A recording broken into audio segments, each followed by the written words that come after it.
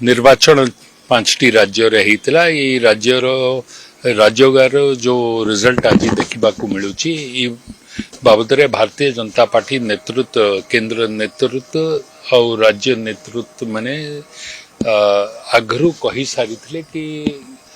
ए प्रकार रिजल्ट देखा मिलिबो और से ही आसाम रे तृतीय थर पर भारतीय जनता पार्टी रो सरकार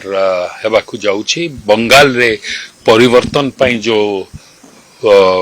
मान को आग्रे बंगाल रे वोट देबा पाई दिया जाउ नथला से माने खुला खुली आकार रे इथर आसिकरी तांकर आक्रोश ममता रो सरकार विरोध रे से माने देखै छंती एवं भारतीय जनता पार्टी को परिवर्तन पाई सिटी आनी छंती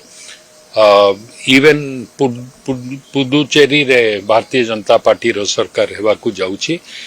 आउ ता संगरे आपनको तमिलनाडु रे जो प्रकार विजय आम एआईडीएमके और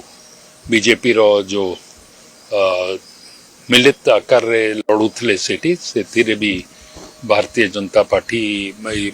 रो समर्थन रे सेठी परिवर्तन होउछि आपण एबे पर्यंत एबे आसिला बेले जो मु देखुतली MK Stalin is trailing by 7,000 votes so लोको जो सरकार का नॉन परफॉर्मिंग सरकार का जो राज्य रे थिला तांको विरोध रे वोट दैछन इवन केरला रे जो सरकार थिला ताहा विरोध रे जदियो भी सेठी कांग्रेस सत्ता को आसुची यूडीएफ सेठी सरकार गड़िबा को जाउची भारतीय जनता पार्टी रो वोट शेयर टा बहुत बढ़ुची प्रश्न रे ही उत्तर दे देले कि से जो टार्गेट करूथले बंगाल रो